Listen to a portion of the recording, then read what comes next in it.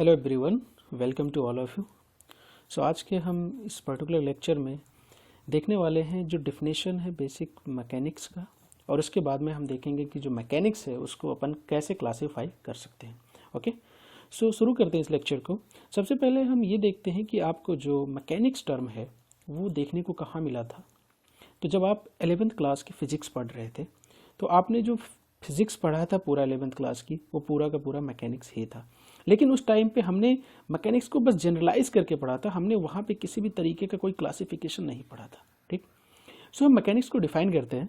जब मैकेनिक्स को डिफाइन करने जाते हैं तो कहते हैं it is the branch of science which deal with the study of force, both external as well as internal force, and its effect on the structure, machine and fluid element. Okay, क्या बात कर रहे हैं कि जो mechanics है वो क्या कहता है कि ये फोर्स की स्टडी करता है, फोर्स की स्टडी करता है और साथ साथ में उसकी जो इफेक्ट है उसके बारे में बात करता है। ठीक है, तो जब आप किसी भी बॉडी पे फोर्स लगा रहे होते हो और उसमें कुछ इफेक्ट देखने को मिलेगा तो उसके लिए आपके पास एनर्जी भी होना चाहिए। मतलब जो मैकेनिक्स है वो ब्रॉडली फोर्स और एनर्जी के बारे में बात कर रहा है। ओके, सो हम शुरू करते हैं कि इसको क्लासीफाई कैसे कर सकते हो। जब आपने मैकेनिक्स को देखा तो जो बेसिक मैकेनिक्स था, जब उसको आप क्लासीफाई करने गए तो पता चला कि उसको अपन 3 ब्रॉडर पार्ट में क्लासीफाई कर सकते हैं। जो फर्स्ट वन था उसको अपन इंजीनियरिंग मैकेनिक्स कह देते थे। इंजीनियरिंग मैकेनिक्स या you can say mechanics of rigid body. ठीक है, या यही है आपका इंजीनियरिंग मैकेनिक्स। और जो दूसरा क्लासिफिकेशन आपने देखा था जो मैकेनिक्स ऑफ डिफॉर्मेबल बॉडी, या आप इसी को आगे जा करके कह देते थे सोम, स्ट्रेंथ ऑफ मटेरियल। ओके, और तीसरा जो क्लासिफिकेशन था उसको आप फ्लूइड मैकेनिक्स कह देते थे या मैकेनिक्स ऑफ फ्लूइड। तो हम इसको वन बाय वन देखते हैं कि जो आपका मैकेनिक्स ऑफ रिजिड बॉडी है या इंजीनियरिंग मैकेनिक्स है वो किस चीज़ के बारे में बात करता है, इनका कहाँ पे आपको एप्लीकेशन देखने को मिलेगा। तो आप इस पर्टिकुलर टर्म को समझने से पहले आपके पास में एक बॉडी के बारे में बात किया जा रहा है जिसको रिजिड बॉडी कह रहे हैं। तो सबसे पहले हम वो देख लेते हैं कि ये रिजिड बॉडी होती क्या है। जब अपन को ये आइडिया लग जाएगा रिजिड बॉडी क्या होती है तो इस पर लगने वाले फोर्स और उसके इफेक्ट को समझना आसान हो जाएगा। ठीक, तो एग्जाम्पल लेते हैं कि आपके पास में ये कोई एक बॉडी है, आपके पास में यहाँ पे कोई बॉडी है। ठीक, इस पे अपन ने क्या किया, 2 पॉइंट ले लिया, ए और बी। 2 पॉइंट आपने ले रखा है, ए और बी। अब आपने क्या किया, इस पे फोर्स लगाना शुरू किया। इक्वल एंड अपोजिट अमाउंट में आपने फोर्स को लगाना शुरू किया। इधर से भी पी फोर्स लगा रहे हो, इधर से भी पी फोर्स लगा रहे हो, और इस बॉडी को आप कंप्रेस करने की कोशिश कर रहे हो। लेकिन आपने ये देखा जब आप इस पे फोर्स लगा रहे थे तो इनका ए और बी के बीच में किसी भी तरीके का कोई रिलेटिव जो चेंज देखना है वो देखने को नहीं मिला। मतलब पॉइंट जो ए अभी है और पॉइंट बी जो अभी है, फोर्स लगाने के बाद में भी सेम पोजीशन पे था। तो अगर वो बॉडी जिसमें अगर आप फोर्स लगा रहे हो और उनके रिलेटिव पोजीशन, उसके इंटरनल मॉलिक्यूल्स उनके रिलेटिव पोजीशन में कोई चेंज देखने को नहीं मिलता है तो उस तरीके की जो बॉडी होती है उसको अपन रिजिड बॉडी कह देते हैं। ठीक, लेकिन क्या प्रैक्टिकली ये पॉसिबल है? तो क्या पता चलता है कि ये ऐसी कोई बॉडी यूनिवर्स में एग्जिस्ट ही नहीं करती है जिसको आप 100% रिजिड बॉडी कह देते हैं। ठीक, तो ये है, तो रिजिड बॉडी नहीं होगी तो वो हो जाती है रेजिस्टेंस बॉडी। जो आप जब स्ट्रेंथ ऑफ मटेरियल पढ़ने जाते हो, जब आप थ्योरी ऑफ मशीन पढ़ने जाते हो तो आपकी शुरुआत ही वहीं से होती है। जितनी भी लिंक का फॉर्मेशन होता है वो रेजिस्टेंस बॉडी से होती है। ठीक, तो ये है, आपने देख लिया रिजिड बॉडी। अब इस पे लगने वाले फोर्स और इसकी इफेक्ट की जो एनालिसिस करता है जो ब्रांच, उसी को अपन क्या कह देते हैं, इंजीनियरिंग मैकेनिक्स। अब जब आपने रिजिड बॉडी के बारे में बात कर ही लिया है तो हम थोड़ा सा और आगे बढ़ेंगे। देखते हैं, जब आप स्ट्रेस के बारे में अगर थोड़ा आइडिया हो तो जब स्ट्रेस को डिफाइन करने जाते हो तो कहते हो कि it is nothing but internal resisting force per unit area.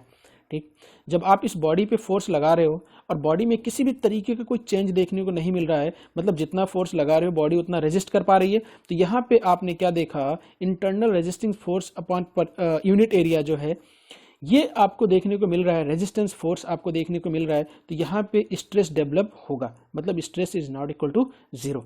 लेकिन जब अपन स्ट्रेन को डिफाइन करने जाते हैं तो कहते हैं change in dimension upon original dimension. देखो, चेंज इन, आप इसको लेंथ क्यों ले रहे हो, क्योंकि along to the longitudinal axis ये फोर्स लग रहा है, तो इसमें जो चेंज देखने को मिल रहा होता है वो लेंथ के अलोंग ले रहे हैं, इसलिए आपने देखा डेल एल बाई एल। तो यहाँ पे क्या हो रहा है, जब ए और बी के बीच में किसी भी तरीके का कोई चेंज देखने को नहीं मिल रहा है तो मतलब जो स्ट्रेन वाला टर्म है वो आपका जीरो हो जाएगा। तो रेजिस्टेंस इन रिजिड बॉडी आप देखोगे तो स्ट्रेस डेवलप होता नजर आ जाएगा, लेकिन जो स्ट्रेन होगा वो आपका जीरो होगा। ओके, सो इसके जो लगने वाले फोर्स और इसके जो इफेक्ट की एनालिसिस जो करता है ब्रांच, उसको अपन कह देते हैं इंजीनियरिंग मैकेनिक्स। इसको फिर से दो पार्ट में डिवाइड करते हैं। अगर आपकी बॉडी रेस्ट कंडीशन में है तो उस पर लगने वाले फोर्स की एनालिसिस करोगे तो स्टैटिक में आ जाएगा। अगर बॉडी आपकी मोशन में है तो उस पर लगने वाले फोर्स की एनालिसिस करोगे तो वो डायनेमिक कंडीशन में आ जाएगा। तो ये पहला पार्ट है, हमने इसको देख लिया। अब दूसरे पार्ट की अगर अपन बात करने जाएं तो मैकेनिक्स ऑफ डिफॉर्मेबल बॉडी। सबसे पहले आपको ये पता होना चाहिए कि डिफॉर्मेबल बॉडी एग्जैक्टली कौन सी बॉडी होती है। तो सेम एग्जांपल अपन और लेकर के देखते हैं। यहाँ पे आपने क्या किया, एक बॉडी लिया, ठीक, आपके पास में एक बॉडी है, अपन ने फोर्स लगाना शुरू किया, इक्वल एंड अपोजिट अमाउंट में आपने फोर्स लगाना शुरू किया, ये दो, और यहाँ पे आपने क्या किया, दो पॉइंट ले लिया, ए और बी, ठीक।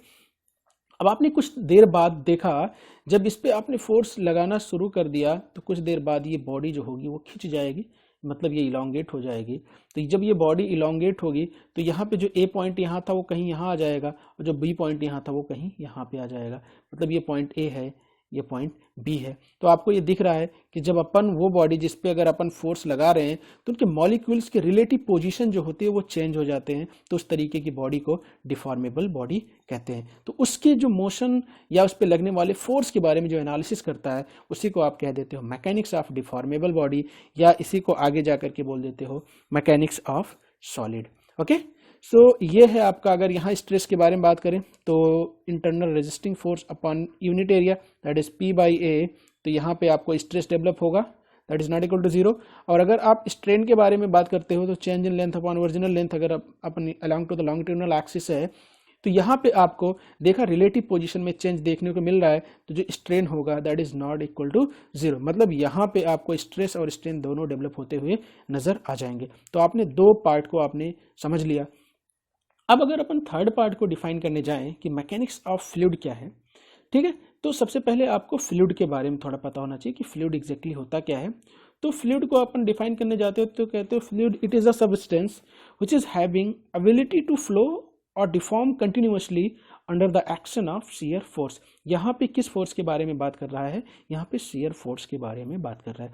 तो ये फ्लूइड हो गया। अब फ्लूइड के मोशन और इस पे लगने वाले इफेक्ट या इस पे फोर्स लगने वाले फोर्स की अगर एनालिसिस करने जाते हो तो आप इसे कह देते हो मैकेनिक्स ऑफ फ्लूइड। फिर से मैकेनिक्स ऑफ फ्लूइड जो है इसको दो पार्ट में अगेन आप डिफाइन कर सकते हो।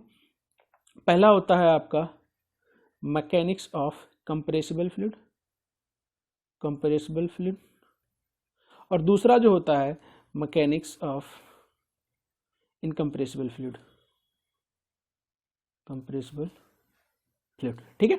मैकेनिक्स ऑफ कंप्रेसिबल फ्लूइड और mechanics of incompressible fluid, again आपने मैकेनिक्स जो आपका फ्लूइड मैकेनिक्स है इसको भी दो पार्ट में डिवाइड कर सकते हो।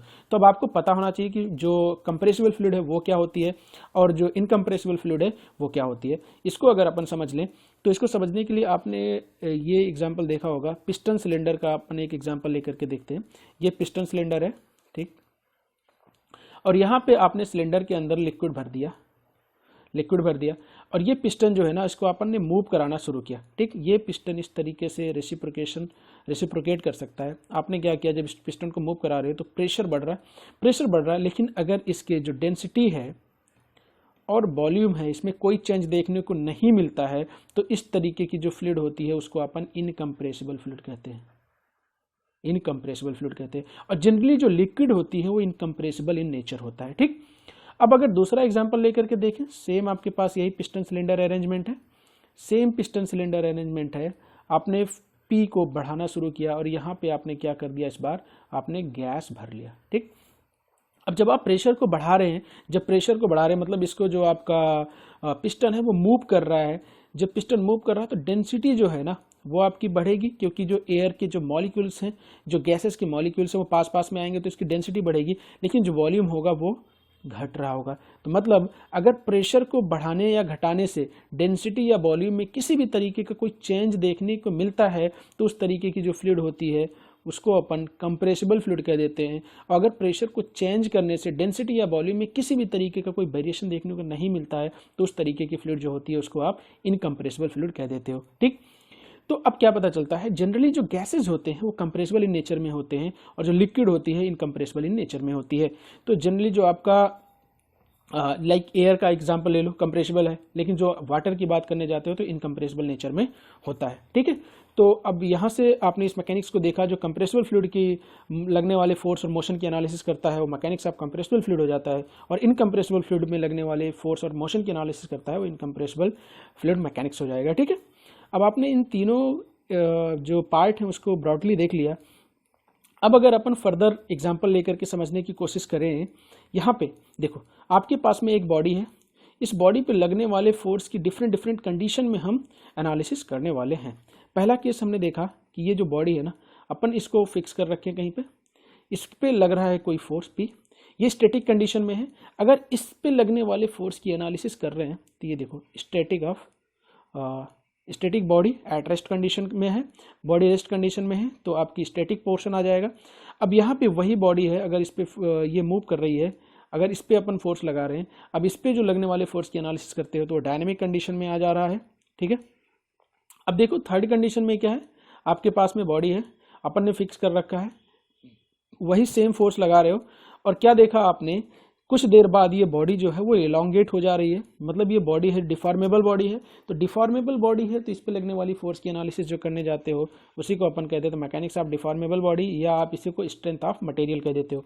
यहाँ पे देखो ये जो दो कंडीशन है, बॉडी आपकी रिजिड है, बॉडी रिजिड है, इस पर फोर्स लग रहा है, ये इंजीनियरिंग मैकेनिक्स के टर्म में आएगा। और यहाँ पे जो बॉडी है वो डिफॉर्म हो रही है तो ये डिफॉर्मेबल बॉडी की कंडीशन है, तो इस पे जो आप जिस मैकेनिक्स ब्रांच को लगाने जाते हो उसी को आप कह देते हो स्ट्रेंथ ऑफ मटेरियल या mechanics of deformable body.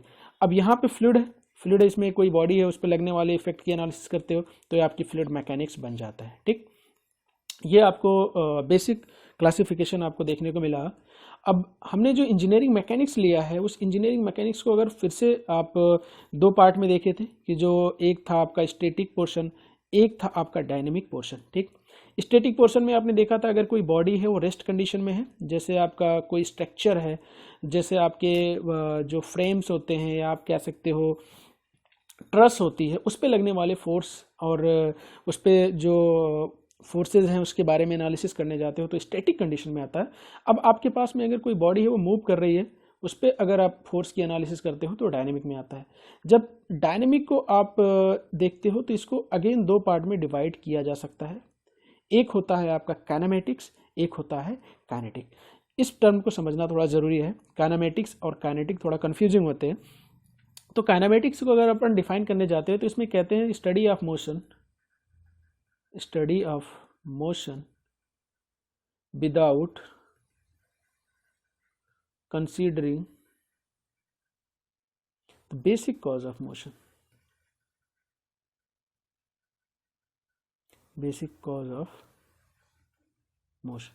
that is force। क्या कहते हैं, study of motion without considering the basic cause of motion. यहाँ पे आप मोशन की एनालिसिस कर रहे होते हो लेकिन इसके पीछे लगने वाले रीजन, या आप कह सकते हो अगर मोशन हो रहा है तो उसके पीछे ऑब्वियस सी बात है फोर्स होगा, लेकिन अपन फोर्स के बारे में बात नहीं करते। तो ये जो ब्रांच ऑफ डायनेमिक होता है इसको अपन कह देते हैं काइनेमेटिक्स। एग्जाम्पल अगर आप देखें तो वेलोसिटी का एग्जाम्पल अगर आप देखें तो इसको कह देते हैं rate of change of displacement. Acceleration जो होता है आपका rate of change of velocity, jerk जो होता है that is rate of change of acceleration.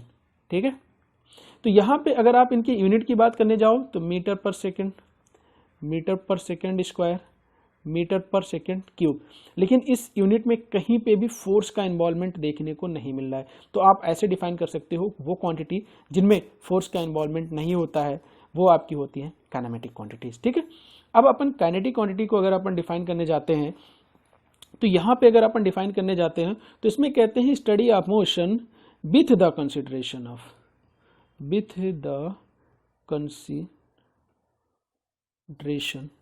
Of basic cause of motion,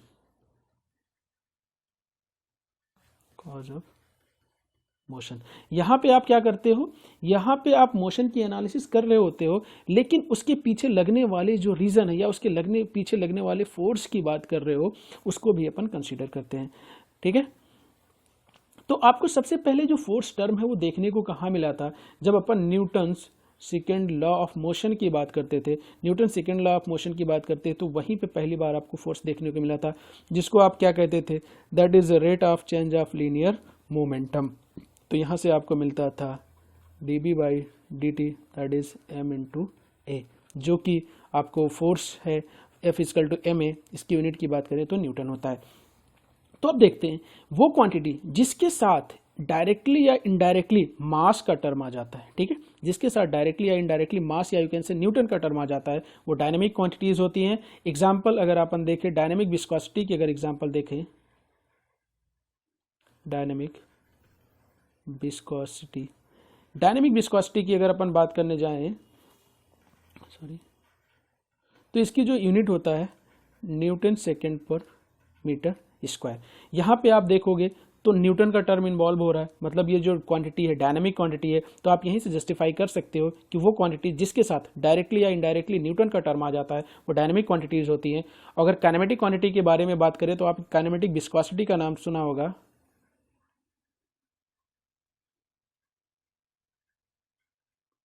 kinematic viscosity ये जो आपका होता है, जैसे डायनेमिक विस्कोसिटी में डेंसिटी, तो इसकी जो यूनिट होती है मीटर स्क्वायर पर सेकंड। तो इस क्वांटिटी में कहीं पे भी आपको न्यूटन का टर्म नहीं देखने को मिल रहा है, तो ये जो क्वांटिटी होगी वो आपकी काइनेमेटिक क्वांटिटी होगी। ठीक है, तो नॉर्मली अगर आपसे विस्कोसिटी के बारे में जब बात किया जाता है तो आप डायनामिक विस्कोसिटी के बारे में ही बात करते हो, लेकिन अगर वो काइनेमेटिक विस्कोसिटी के बारे में बात करेगा तो स्पेसिफिकली वो मेंशन करेगा काइनेमेटिक विस्कोसिटी। ओके, तो इसमें आपको मीटर स्क्वायर पर सेकंड, इसमें न्यूटन का टर्म नहीं देखने को मिल रहा है, मतलब ये आपकी काइनेमेटिक क्वांटिटी है। और यहाँ पे अगर देखोगे न्यूटन का टर्म डायरेक्टली या इनडायरेक्टली इन्वॉल्व हो रहा है, तो ये आपकी डायनामिक क्वांटिटी है। ठीक है, सो आई थिंक आपको इतना समझ में आया होगा। आपने बेसिक मैकेनिक्स का डिफिनेशन देखा, उसके बाद में मैकेनिक्स को आपने कैसे कैसे क्लासीफाई किया वो चीज़ आपने देख लिया। आपने फ्लूइड मैकेनिक्स देखा, आपने इंजीनियरिंग मैकेनिक्स देखा, आपने स्ट्रेंथ ऑफ मटेरियल देखा या मैकेनिक्स ऑफ डिफॉर्मेबल बॉडी देखा, और उसके बाद में आपने इंजीनियरिंग मैकेनिक्स को जब दो पार्ट में डिवाइड किया, डायनेमिक और स्टैटिक, तो डायनेमिक को फर्दर आपने क्लासीफाई किया जो काइनेमेटिक्स और काइनेटिक। तो यहीं से आपको दो टर्म देखने को मिला था जो आप 5th सेमेस्टर में पढ़ते हो, काइनेमेटिक्स ऑफ मशीन, और 6th सेमेस्टर में आप पढ़ने जाते हो डायनेमिक ऑफ मशीन, जो कि यही है। ठीक है, सो आई होप आपको ये लेक्चर इंटरेस्टिंग लगा होगा। अगर आपको लेक्चर अच्छा लगता है तो आप सपोर्ट करें, जुड़े रहें, आगे आपको बहुत सारे लेक्चर देखने को मिलेंगे। Thank you.